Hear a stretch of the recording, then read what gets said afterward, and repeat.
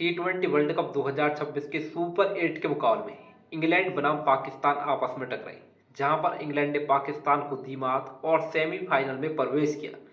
इस मुकाबले में इंग्लैंड की ओर से हीरो थे कप्तान हैरी ब्रूक। भाई साहब, हैरी ब्रूक ने इस डिफिकल्ट पिच पर लगभग 200 के स्ट्राइक रेट के साथ कमाल का शतक कूटा, अपनी टीम इंग्लैंड को इस थ्रिलर मुकाबले में विजय दिलाई और इंग्लैंड को सेमीफाइनल में एंट्री हुई।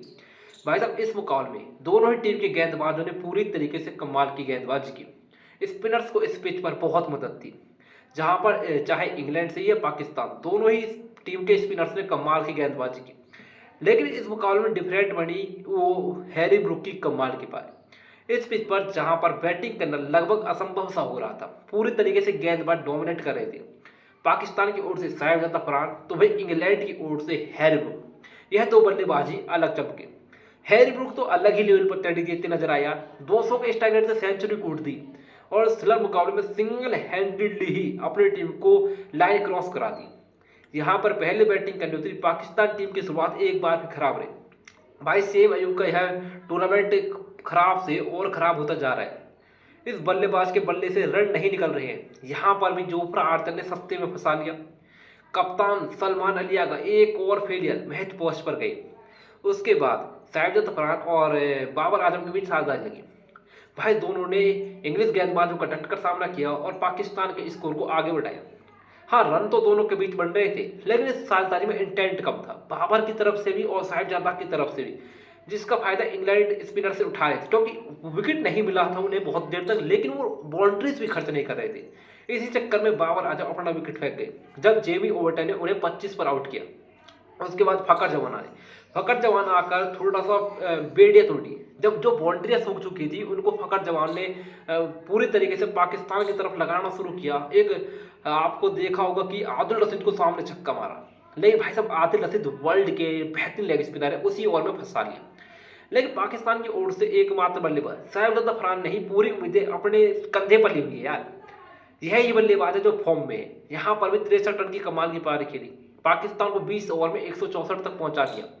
इंग्लैंड की ओर से गेंदबाजी बात कर तो जोफ्रा आर्चर ने शानदार गेंदबाजी की, 2 शिकार की। जेमी ओवर्टन को 2 विकेटें मिली, आदिल रशीद 1, लियाम डॉटसन ने 3 शिकार की। टारगेट का पीछा करने उतरी इंग्लैंड की शुरुआत बहुत ही ज्यादा खराब रही।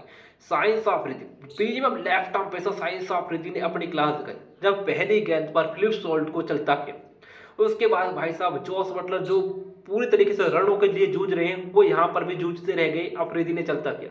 उसके बाद बेथेल को बाउंसर पर आउट किया।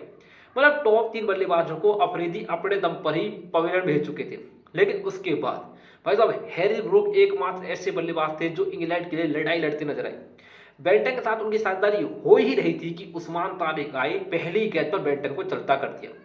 भाई साहब वही पाकिस्तान के कप्तान की गलती थी, जब तारिक ने विकेट ले लिया था आपने अपने अटैक पे से हटा दिया। इसका फायदा भाई साहब उठा गए, इसका फायदा उठा गए हैरी ब्रूक। और हैरी ब्रूक ने जो तड़ी दी ना पाकिस्तानी गेंदबाजों को, अलग ही लेवल पर थी यार। इस बंदे को किसी और ने साथ नहीं दिया, थोड़ी देर करण ने दिया, उनको भी उस्मान तारिक ने चलता किया। उसके बाद विल जैक ने साथ दिया। यह पार्टनरशिप पूरी तरीके से निर्णायक रही, क्योंकि भाई साहब इस साझेदारी में टूट कर पड़े थे भाई।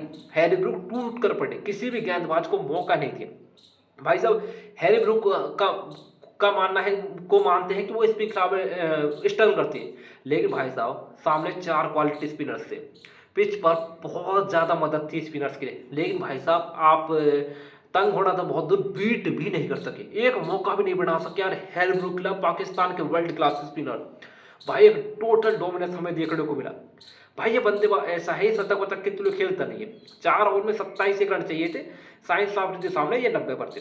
भाई साहब साइंस अफरीदी को आगे बढ़कर ओवर कवर एक कमाल का छक्का मार। उसके बाद बेहतरीन लॉन्ग ऑफ पर एक क्लासिक चौका, महज 50 गेंदों पर शतक कूट दिया। भाई क्या पारी, अगली गेंद पर साइंस अफरीदी ने सटीक होकर मारी, पारी समाप्त की। लेकिन तब तक बहुत देर हो चुकी थी, क्योंकि हैरी ब्रूक अपना काम कर चुके थे। विल जैक ने भी 28 रन का महत्वपूर्ण कैमियो खेला। अंत में मोहम्मद रवाज ने 19 ओवर में 2 विकेटें जरूर निकाली भाई साहब, लेकिन बहुत देर हो चुकी थी। अंतिम ओवर में 3, वहां पर भी आगा एक गलती कर गई, स्पिनर्स को नहीं दिया, सलमान मिर्जा को बॉलिंग दी और मिर्जा की पहली गेंद पर आर्चर ने चौका मारा। इंग्लैंड को इस मुकाबले में 2 विकेटों से जीत दिलाई।